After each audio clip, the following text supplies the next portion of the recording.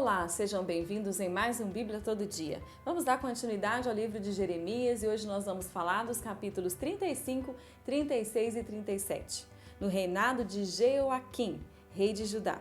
Deus fala a Jeremias aqui nesse contexto que ele chame então os recabitas. Então Jeremias deveria convocar os recabitas, convidá-los na verdade, e oferecer a eles vinho. E eles deveriam tomar esse vinho no templo. Então eles encheram as vasilhas e observaram o comportamento desse povo, dos recabitas. E Jeremias 35, no verso 6, está escrito assim: Eles, porém, disseram: Não beberemos vinho, porque o nosso antepassado Jonadab, filho de Recabe, nos deu esta ordem: nem vocês, nem os seus descendentes beberão vinho. Então Deus ele usa aqui, né? Ele fala com Jeremias para usar essa estratégia para observar, para que o povo observasse, o povo de Deus observasse os recabitas, que obedeceram uma ordem que nem era de Deus, era dos seus antepassados, né? De Jonadab, e eles eram fiéis a esta ordem. Eles não beberam por causa de uma aliança que não fizeram com Deus, uma aliança feita com Jonadab, um homem, um mortal. Tudo que foi ordenado por este homem, esse simples homem, foi obedecido à risca até nesse tempo. Então eles respeitaram, foram fiéis a esta aliança. Deus usa este exemplo para ensinar. Deus usa este exemplo para exortar. E vocês que deveriam respeitar a aliança que fizeram comigo, que eu fiz com vocês, e obedecê-la, vocês não estão assim fazendo. Vejam eles obedecendo algo que foi dito há muito tempo atrás, há anos. Eles não quebraram essa aliança. E vocês? Eles não desrespeitaram, foram fiéis. E vocês? Eu enviei profetas, é isso que Deus está falando. Eu enviei profetas várias vezes, repetidas vezes, para vocês entenderem e não quebrarem a aliança e não desrespeitaram. Mas, infelizmente, o povo do Senhor, mesmo vendo esse exemplo, mesmo vendo isso como uma correção, decidiram não mudar. E Jeremias 35, no verso 15, está escrito assim: enviei a vocês, repetidas vezes, como falei aqui, todos os meus servos profetas. Eles lhes disseram que cada um de vocês deveriam converter-se da sua má conduta, corrigir as suas ações e deixar de seguir os outros deuses, para prestar-lhes culto. Assim, vocês habitariam na terra que dei a vocês e a seus antepassados. Mas vocês não me deram atenção, nem me obedeceram. É triste a gente ler esse verso, né? Pensando que Deus está falando, vocês não me deram atenção. Vocês decidiram me desrespeitar, me desobedecer, vocês viraram as costas para mim, vocês preferem as más condutas, vocês preferem viver no erro, no pecado, do que me ouvir e consertar. É isso que Deus está falando.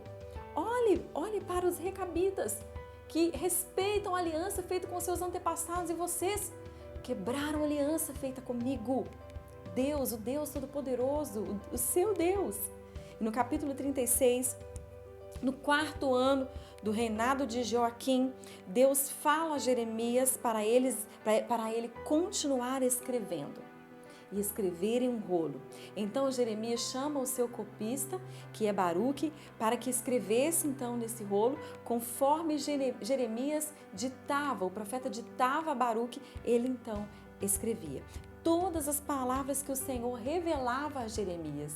E glória a Deus, né? Porque hoje nós lemos, estudamos, nos alimentamos da palavra do Senhor também, que um dia foi escrita, inspirada pelo Espírito Santo. Jeremias fala a Baruque que como estava preso, né? Como Jeremias estava preso, ele diz a Baruque que ele precisava também não apenas copiar, escrever no rolo, mas ler ao povo, ler para o povo as palavras do Senhor. Baruque fez exatamente como Jeremias pediu. Ele leu ao povo sobre tudo aquilo que Deus estava falando com o profeta Jeremias, na esperança as pessoas, que o povo de Deus se arrependesse dos seus maus caminhos. Então a esperança estava no coração de Jeremias, a esperança estava no coração de Baruque. Os líderes que estavam ali ouvindo os líderes do rei, a mensagem do rolo, a mensagem de Deus, através da leitura de Baruque, pegaram o rolo e mandou que Baruque se escondesse, saísse dali.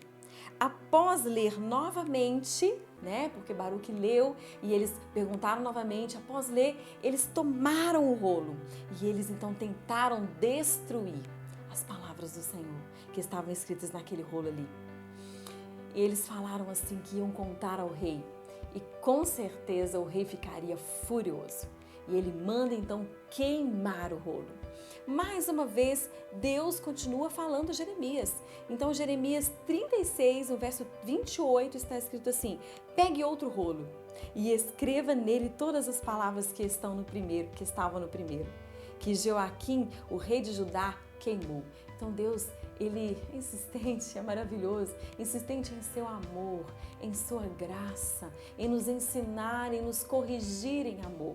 Então, o que Deus faz? Jeremias, nós não vamos desistir, não. Vamos escrever novamente, vamos falar novamente. Deus, então, diz e manda Jeremias, dizer ao rei que ele não teria descendência, que se sentasse no trono de Davi. Então, a consequência da desobediência, da maldade do rei ao mandar queimar o rolo, tentar destruir o propósito de Deus, ele jamais ia conseguir.